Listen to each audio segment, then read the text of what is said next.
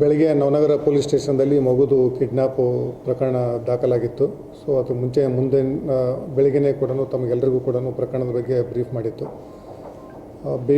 ಶ್ರೀಮತಿ ನದಾಫ್ ಅವರು ನಿನ್ನೆ ಡೆಲಿವರಿಗೆ ಹಾಸ್ಪಿಟ್ಲಿಗೆ ಅಡ್ಮಿಟ್ ಆಗಿರ್ತಾರೆ. 5 ಗಂಟೆ 17 ನಿಮಿಷಕ್ಕೆ ಡೆಲಿವರಿ ಆಗುತ್ತೆ. ಮತ್ತು ಆ ಸಮಯದಲ್ಲಿ ಒಬ್ಬರು ಅನ್ನೋನು ಲೇಡಿ ಬಂದು ಅವರಿಗೆ ಪರಿಚಯ ಮಾಡ್ಕೊತಾರೆ. ಮತ್ತು ಅವರು ಪರಿಚಯ ಮಾಡ್ಕೊಂಡ್ಬಿಟ್ಟು ನಾನು ನರ್ಸ್ ಇದ್ದೀನಿ, ಇದೇ ಹಾಸ್ಪಿಟ್ಲಲ್ಲಿ ಕೆಲಸ ಮಾಡ್ತಾನೆ ನಂಬೋದು ಅವರಿಗೆ ನಂಬಿಸ್ತಾರೆ. ಬೆಳಗಿಂದು ಜಾವ 4-4:15 ಬಂದುಬಿಟ್ಟು ಆ ಮಗುನ ನೆಬಲೈಸೇಷನ್ ಮಾಡೋದಿದೆ ಅದು ಅಂತೇಳ್ಬಿಟ್ಟು ಆ ಮಗುನ ತಗೊಂಡೋಗಿರ್ತಕ್ಕಂಥದ್ದು. ಬೆಳಗ್ಗೆ ಪೊಲೀಸ್ ಇಲಾಖೆಗೆ ಇಲ್ಲಿರ್ತಕ್ಕಂಥ DH ಅವರು ಡಿಸ್ಟ್ರಿಕ್ಟ್ ಸರ್ಜನ್ ಅವರು ಫೋನ್ ಮುಖಾಂತರ ತಿಳಿಸ್ತಾರೆ. ಸೊ ಪೊಲೀಸ್ ಇಲಾಖೆ ಮತ್ತು ಆರೋಗ್ಯ ಇಲಾಖೆ ಇಲ್ಲಿ ಇರ್ತಕ್ಕಂಥವ್ರು ನಾವು ಭಾಳ ಎಚ್ಚೆತ್ಕೊಂತೀವಿ. ಸೊ ಅಲ್ಲಿರ್ತಕ್ಕಂಥದ್ದು ನಿನ್ನೆ ಅವರು ಈ ಆರೋಪಿತರು ಏನಿದ್ದಾರೆ ನಿನ್ನೆ ಸುಮಾರು ಒಂದು 9:00 10 ಗಂಟೆಗೆ ಬರ್ತಾರೆ. ಅಲ್ಲಿಗೆ ಬಂದುಬಿಟ್ಟು ಅವರು ಸಿಸ್ಟ್ರ್ ಇರ್ತಾರೆ, ಯಾರು ಡೆಲಿವರಿ ಆಗಿರ್ತಾರಲ್ಲ ಅವ್ರದ್ದು ಸಿಸ್ಟ್ರು ಮೊಬೈಲ್ ಇರುತ್ತೆ. ಅವರು ಸಿಸ್ಟ್ರಿಗೆ ನಿನ್ನೆ ನೈಟನ್ನೇ ಕೇಳ್ತಾರೆ ಮಗುನ ಕೊಡಿ ಅಂತ ಹೇಳ್ಬಿಟ್ಟು. ಸೊ ಇಲ್ಲ ಇದು ಫೀಡಿಂಗ್ ಮಾಡ್ತಾ ಇದ್ದಾರೆ ಮತ್ತು ಬೇರೆ ರೀಸನ್ಸ್ ಹೇಳ್ಬಿಟ್ಟು ಮಗುನು ಕೊಡೋದಲ್ಲ. ಆ್ಯಕ್ಚುಲಿ ಅವರು ನೈಟನ್ನೇ ಪ್ರಯತ್ನ ಮಾಡ್ತಾರೆ ಮಗುನ ತಗೊಂಡು ಹೋಗ್ಬೇಕಂತ. ಅದಾದ ನಂತರ ಬೆಳಿಗ್ಗೆನೇ ಬಂದುಬಿಟ್ಟು ಮಗುನ ಈ ಥರ ನೆಬಲೈಸೇಷನ್ ಮಾಡೋದಿದೆ ಅಂತ ಹೇಳ್ಬಿಟ್ಟು ತಗೊಂಡು ಹೋಗ್ತಾರೆ. ಸೊ ಆ ಸಮಯದಲ್ಲಿ ನೈಟು ಬಂದಾಗ ಅವರು ನಮಗೆ ಕ್ಲೂ ಏನಾಗ ಸಿಕ್ತೆ ಅಂತಂದರೆ ಅವ್ರು ಇರ್ತಕ್ಕಂಥ ಅಕ್ಯೂಡ್ ಏನಿರ್ತಾರೆ ತನ್ನ ಮೊಬೈಲನ್ನು ಇದೇ ಹಾಸ್ಪಿಟ್ಲಲ್ಲಿ ಬಂದು ಬಿಟ್ಟಿರ್ತಾರೆ. ಹೇಗೆ ಬಿಟ್ಟಿರ್ತಾರೆ ಅಂತಂದರೆ ಇವರು ಕೂಡ ಬಂದು ಈ ಕಂಟಿನ್ಯೂಯಸ್ ಆಗಿರ್ತಕ್ಕಂಥ ಈ ಸಾಕ್ಷಿ ಯಾದವಾಡ ಏನಿದ್ದಾರೆ ಈ ಹಾಸ್ಪಿಟ್ಲದಲ್ಲಿ ಕಂಟಿನ್ಯೂಯಸ್ ಆಗಿ ಪ್ರೆಗ್ನೆನ್ಸಿ ಸಂಬಂಧ ಟ್ರೀಟ್ಮೆಂಟ್ ತಗೊಂತ ಇರ್ತಾರೆ. ಮತ್ತು ಅವ್ರಿಗೆ 2 ವರ್ಷ ಆಗಿ ಮದುವೆ ಆಗಿದೆ, ಆಗಲ್ಲ ಅಂಬೋದು ಅವರಿಗೆ ಮನವರಿಕೆ ಆಗಿಬಿಟ್ಟದು. ಯಾಕಂದರೆ ಇವರಿಗೆ 7 ಜನ ಮಕ್ಕಳು ಇರ್ತಾರೆ, ಎಲ್ಲರೂ ಕೂಡ ಹೆಣ್ಮಕ್ಳು. 6 ಜನರಿಗೆ ಮಕ್ಕಳಾಗಿದೆ, ಇವರೊಬ್ಬರಿಗೆ ಮಕ್ಕಳಾಗಲ್ಲ ಅಂಬೋದು ಅವರಿಗೆ ಮನವರಿಕೆ ಆಗುತ್ತೆ. ಸೊ ಅವರು 1 ವರ್ಷದಿಂದ ಕೂಡ ಪ್ಲ್ಯಾನ್ ಮಾಡ್ತಾರೆ, ನನಗೆ ಮಕ್ಕಳು ಆಗಿದೆ ಎಂಬುದು ನಾನು ಕೂಡ ಮಕ್ಕಳಾಗಿದೆ ಎಂಬುದನ್ನು ಬಿಂಬಿಸೋಕ್ಕೋಸ್ಕರ ಈ ಹಾಸ್ಪಿಟ್ಲಿಗೆ ಬಂದು ಅವರು ಟ್ರೀಟ್ಮೆಂಟು ಹೇಗೆ ರೈಟ್ ಟೈಮಿಗೆ 2 ತಿಂಗಳಾದಮೇಲೆ 3 ತಿಂಗಳಾದಮೇಲೆ 6 ಅಂತ ಅಂದಮೇಲೆ ಏನೇನು ಪ್ರೊಸೀಜರ್ ಇತ್ತು ಅದನ್ನೆಲ್ಲನೂ ಕೂಡ ತಿಳ್ಕೊಂಡ್ಬಿಟ್ಟು ಕಡ್ಡಾಯವಾಗಿ ಮಾಡಿಸ್ತಾ ಇದ್ದಾಳೆ. ಮತ್ತು ಅವಳಿಗೆ ಡೇಟು ಇರುತ್ತೆ, ಅಂದರೆ ಯಾವ ಡೇಟಿಗೆ ಆದ ತಕ್ಷಣ ತಂದು ಏನು EDD ಇದೆಲ್ಲ ಎಕ್ಸ್ಪೆಕ್ಟೆಡ್ ಡೇ ಆಫ್ ಡೆಲಿವರಿದು 14ನೇ ತಾರೀಕು ಅಂತ ಅವಳಿಗೆ ತನ್ನಲ್ಲಿ ಮಾಡಿಕೊಂಡಿದ್ದಾಳೆ.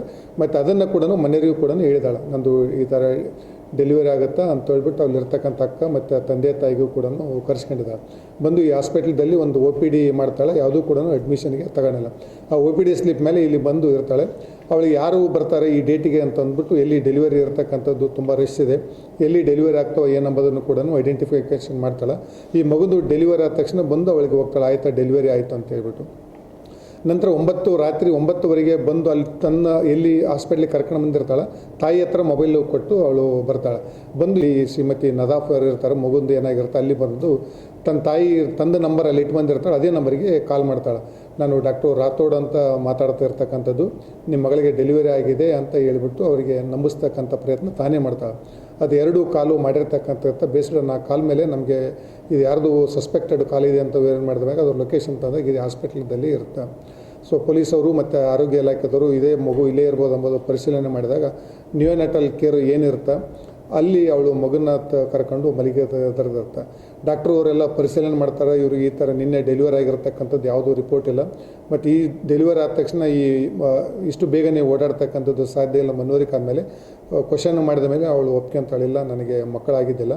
ಸೊ ಮಕ್ಕಳಾಗಿದ ತಕ್ಷಣ ನಾನು ಕೂಡ ನನ್ನ 6 ಜನ ಅಕ್ಕಂದಿರಿಗೆ ಎಲ್ರಿಗೂ ಮಗುವಾಗಿದೆ, ನನಗೂ ಕೂಡ ಮಗು ಆಗೋ ಉದ್ದೇಶದಿಂದ ಈ ಥರ ನಾನು ಮಾಡಿದ್ದೀನಿ ಅಂತ ಹೇಳ್ಬಿಟ್ಟು ಒಪ್ಕೊಂಡಿದ್ದಾಳೆ. ಮತ್ತು ಇನ್ನೂ ಅವ್ರದ್ದು ಇರ್ತಕ್ಕಂಥ ಅಕ್ಕ ಮತ್ತು ತಂದೆ ತಾಯಿದು ಏನಾದರೂ ಇದರಲ್ಲಿ ರೋಲ್ ಇದೆ ಅನ್ನೋದು ನಾವು ತನಿಖೆ ಮಾಡ್ತಾಯಿದ್ವಿ. ಈಗ ಮಗುನೂ ಕೂಡ ನಾವು ವಾಪಸ್ಸು ಅವರಿಗೆ ತಾಯಿಗೆ ಕೊಟ್ಟಾಗಿದೆ.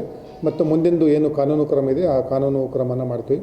ಸೊ ಇದರಲ್ಲಿ ಪೊಲೀಸ್ ಇಲಾಖೆ ನಮ್ಮದು ಅಡಿಷನಲ್ SP ಮಾಂತೇಶ್ ಜಿದ್ದಿ ಮತ್ತು DSP ಗಜಾನನ್ ಸುತಾರ್ ಅವರು, ಇನ್ಸ್ಪೆಕ್ಟರ್ ಅವರು ಮತ್ತು ಪ್ರಸನ್ನ ಅವರು ತುಂಬ ಒಳ್ಳೆಯ ಕೆಲಸ ಮಾಡಿದರು.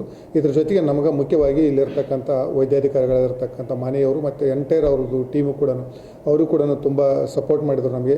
ಅಲ್ಲಿ ಎಲ್ಲಿಂದ ಇರಬೇಕು, ಏನು CCTV ಫುಟೇಜು ಕೊಡ್ತಕ್ಕಂಥದ್ದಾಗಲಿ, ಅವ್ರದ್ದು ಏನು ಇತ್ತು ಎಂಬುದು ಎಲ್ಲದನ್ನು ಕೂಡ ಪೊಲೀಸರಿಗೆ ಭಾಳ ಸಹಕಾರ ಮಾಡಿದರು. ಸೊ ಒಟ್ಟಾಗಿ ಪೊಲೀಸ್ ಇಲಾಖೆ ಮತ್ತು ಆರೋಗ್ಯ ಇಲಾಖೆ ಒಟ್ಟಿಗೆ ಹಾಕಿಬಿಟ್ಟು ಇದನ್ನು ಬೇಗ ಇತ್ಯರ್ಥ ಅಂದರೆ ಬೇಗನ ಪತ್ತೆ ಮಾಡೋದಕ್ಕೆ ನಮಗೆ ತುಂಬ ಸಹಕಾರಿ ಮಾಡಿದರು. ಪೊಲೀಸರು ಕೂಡ ತುಂಬ ಬೆಳಗ್ಗಿಂದನೂ ಕೂಡ ಭಾಳ ಮುತುವರ್ಜಿ ವಹಿಸಿಬಿಟ್ಟು ಇದು ಒಂಥರ ಚಾಲೆಂಜಿಂಗ್ ಆಗಿತ್ತು. ಸೊ ಅವರು ಬೇರೆ ಬೇರೆ ಕಡೆಯಿಂದ ಎಲ್ಲೆಲ್ಲಿ ಸಸ್ಪೆಕ್ಟ್ ಇತ್ತು, ಡೌಟ್ ಬಂದಿತ್ತು, ಬೇರೆ ಬೇರೆ ಕಡೆ ಲೊಕೇಶನ್ದು ಎಲ್ಲನೂ ಕೂಡ ಒಳ್ಳೆ ತುಂಬ ಕೆಲಸ ಮಾಡಿದರು. ಪ್ರಸನ್ನ ಅವರು ಮತ್ತು ಮಾಂತೇಶ್ ಅವರು ನೇತೃತ್ವದಲ್ಲಿ DSP ಗಜಾನನ್ ಅವರು ನೇತೃತ್ವದಲ್ಲಿ. ಸೊ ಇದಕ್ಕೆಲ್ಲದು ಒಳ್ಳೆ ಕಾರ್ಯ ಮಾಡಿದಕ್ಕೆ ನಾವು ಬಹುಮಾನವನ್ನು ಕೂಡ ನಮ್ಮ ಮೇಲಾಧಿಕಾರಿಗಳನ್ನು ಘೋಷಣೆ ಮಾಡಿದ್ದಾರೆ. ಅವರಿಗೆ ಅವ್ರದ್ದು ಏನು ನಮ್ಮದು ಇಲಾಖೆ ಪ್ರೊಸೀಜರ್ ಇರುತ್ತೆ ಅದನ್ನು ಕೊಡಲಾಗುತ್ತಾಗುತ್ತೆ. ನಮಗೆ ಸಪೋರ್ಟ್ ಮಾಡಿರ್ತಕ್ಕಂಥ ಆರೋಗ್ಯ ಇಲಾಖೆಯವರು ಕೂಡ ನಾನು ಕೃತಜ್ಞ ಮಾಡ್ತೀನಿ. ಮತ್ತು ಇದಕ್ಕೆಲ್ಲದೂ ಕೂಡ ತಾವು ಕೂಡ ಮಾಧ್ಯಮದವರು ಮತ್ತು ಇಲ್ಲಿರ್ತಕ್ಕಂಥ ಹಾಸ್ಪಿಟಲಲ್ಲಿ ಕೆಲಸ ಮಾಡತಕ್ಕಂಥ ಸಾರ್ವಜನಿಕರು ಕೂಡ ನಮಗೆ ಕೇಳಿದದಕ್ಕೆಲ್ಲ ಏನು ನಮ್ಮದು ಡೌಟ್ಸ್ ಇತ್ತು ಎಲ್ಲದೂ ಕೂಡ ತಾವು ಕೂಡ ಸಹಕಾರ ಮಾಡಿರಿ. ತಮಗೂ ಕೂಡ ಕೃತಜ್ಞತೆ ಹೇಳ್ತೀನಿ. Thank you. ಈಗ ಸದ್ಯ ಯಾಜಾಪ್ ಇದು ನೋಡಿದ್ರೆ ಮತ್ತು ಬೇಸ್ಡ್ ಆನ್ ದಿ ಸೀಕ್ವೆನ್ಸಸ್ಸು ನಾವೆಲ್ಲ ಕ್ವಶನಿಂಗ್ ಎಲ್ಲ ನೋಡಿದ್ರೆ ಮಕ್ಕಳಾಗಿಲ್ಲ, ನನಗೆ ಮಗು ಆಗಿದೆ ಅಂತ ಬಿಂಬಿಸೋದಕ್ಕೆ ಈಗ ಆಲ್ರೆಡಿ ಅವಳು ಮಗು ಪಡಿಸಿದ ತಕ್ಷಣ ಊರಲ್ಲಿ ಕೂಡ ಏನು ಅಂಗನವಾಡಿ ಅವರು ಊರಲ್ಲಿ ಇರ್ತಾರೆ ಅವ್ರಿಗೂ ಕೂಡ ಹೇಳ್ಬಿಟ್ಟಾಳೆ ನನಗೆ ಮಗು ಆಗಿದೆ, ಡೆಲಿವರಿ ಆಗಿದೆ ಅಂತ. ಸೊ ಅದು ಒಂದು ರೀಸನ್ ಈಗ ಕಂಡು ಬರುತ್ತೆ. ಬಟ್ ಇನ್ನೂ ನಾವು ವಶಕ್ಕೆ ಪಡಿತೀವಿ ಮತ್ತು ಅವಳಿಗೆ ಕೋರ್ಟಿಗೆ ಹಾಜರುಪಡಿಸಿ ನಮ್ಮದು ಪೊಲೀಸ್ ವಶಕ್ಕೆ ಪಡಿತೀವಿ. ಇದು ಏನಿತ್ತು ಏನಂಬುದನ್ನು ಕೂಲಂಕುಷವಾಗಿ ನಾವು ತನಿಖೆ ಮಾಡ್ತೀವಿ. ಅದರಲ್ಲಿ ಏನು ಕಂಡು ಬರುತ್ತೋ ಅದ್ರ ಮೇಲೆ ದೋಷಾರೋಪಣಾ ಪತ್ರ ನ್ಯಾಯಾಲಯಕ್ಕೆ ಸಲ್ಲಿಸ್ತೀವಿ. ಈ ಕಂಪ್ಲೇಂಟನ್ನು ಅದೇ ಈ ಥರ ನಿನ್ನೆದೇ ನಾನು ಏನು ಕಂಪ್ಲೇಂಟಲ್ಲಿ ಹೇಳಿದೆ, ನನ್ನ ಮಗನ ಬಂದುಬಿಟ್ಟು ಇದರ ಕಿಡ್ನ್ಯಾಪ್ ಮಾಡ್ಕೊಂಡು ಹೋಗ್ಯಾರ ಎಂಬುದನ್ನು ನಾವು ಪ್ರಕರಣ ದಾಖಲು ಮಾಡಿಕೊಂಡಿರ್ತಕ್ಕಂಥದ್ದು ಇತ್ತು. ಸೊ ಈಗ ಪತ್ತೆಯಾಗಿದೆ. ಮುಂದಿನ ತನಿಖೆ ಅವ್ರನ್ನ ಮತ್ತೆ ವಾಪಸ್ ಕೋರ್ಟಿಗೆ ಹಾಜರುಪಡಿಸಿ ಪೊಲೀಸ್ ವಶಕ್ಕೆ ಪಡಿತೀವಿ. ಮುಂದಿನ ತನಿಖೆನೇ ಮಾಡ್ತೀವಿ. ಅದಿಲ್ಲ, ಯಾರು ಅಂತ ಅನ್ನೋನ್ ಲೇಡಿ ಎಂಬವ್ರ ಮೇಲೆ ಒಬ್ಬರ ಮೇಲೆ ಕೊಟ್ಟಿದ್ದರು. ಸೊ ಇದನ್ನು ಆಗ ಅವ್ರ ಲೇಡಿನೂ ಕೂಡ ನಾವು ಪತ್ತೆ ಮಾಡಿರ್ತಕ್ಕಂಥದ್ದು ಅದ. ಮುಂದಿನ ತನಿಖೆಯಲ್ಲಿ ಯಾರು ಇದರಲ್ಲಿ ಏನು ಇನ್ವಾಲ್ವ್ಮೆಂಟ್ ಇತ್ತು ಏನಂಬುದನ್ನು ಪತ್ತೆ ಮಾಡ್ತೀವಿ.